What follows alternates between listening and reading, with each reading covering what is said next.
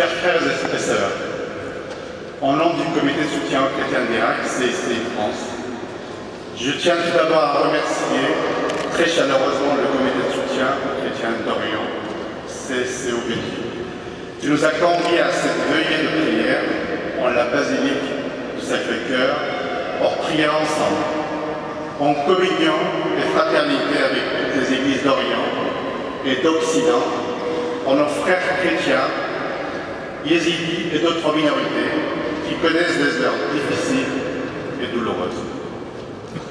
Je souhaite saluer l'action du gouvernement belge et du CSCO en la personne du Père Moussa Yaramis, mais aussi à tous ceux qui sont mobilisés pour venir en aide à cette communauté chrétienne meurtrie et blessée.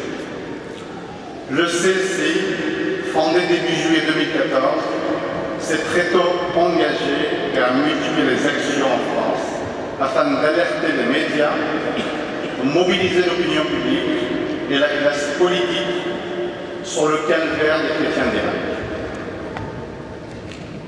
Bien que le début était particulièrement difficile, le CSI n'a pas failli à son devoir et a réussi à interpeller les parlementaires, sénateurs, ministres et d'autres pays français qui nous ont soutenus et sont intervenus auprès de la communauté internationale pour faire condamner les atrocités commises à l'égard des minorités religieuses autochtones d'Irak.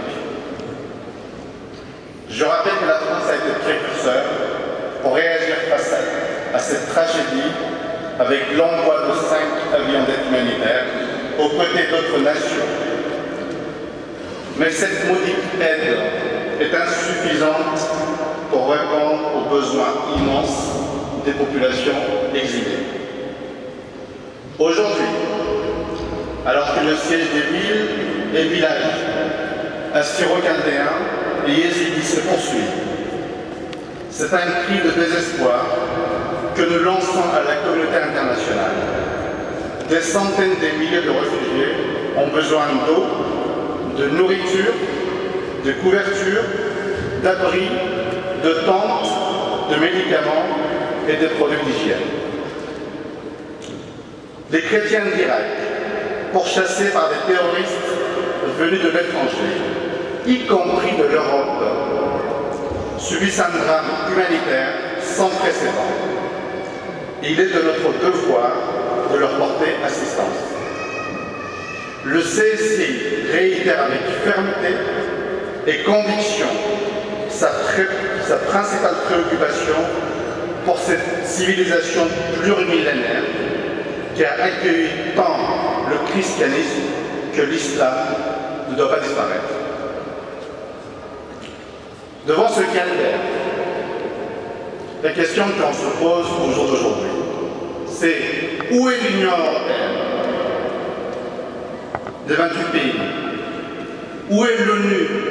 Cette chose, comme disait le général de Gaulle.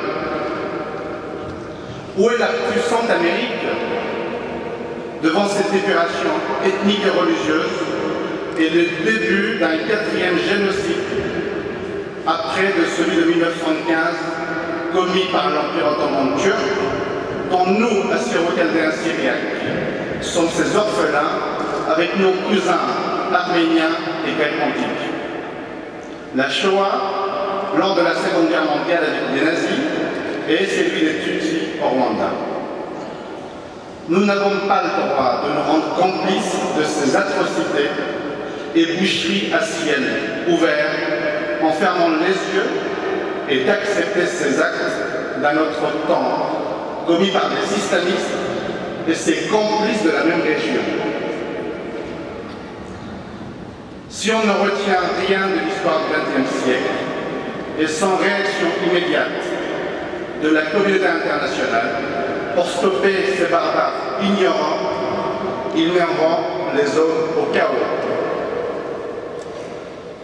La communauté internationale ne doit plus rester silencieuse ou passer son temps à coup de communiquer, sans aucune action concrète.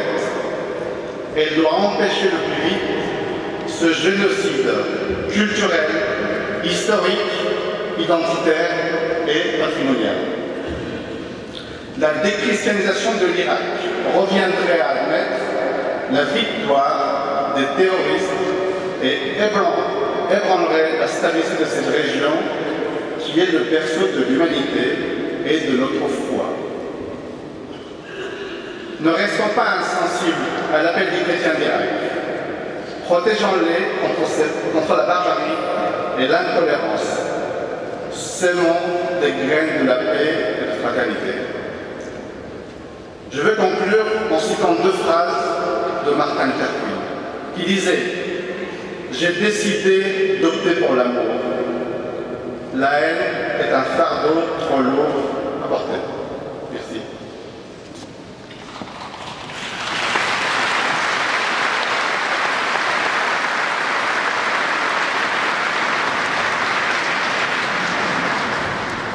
Vous aurez appris que cette semaine, nous avons pu partir avec le Père Moussa, avec un C-130 de la Défense.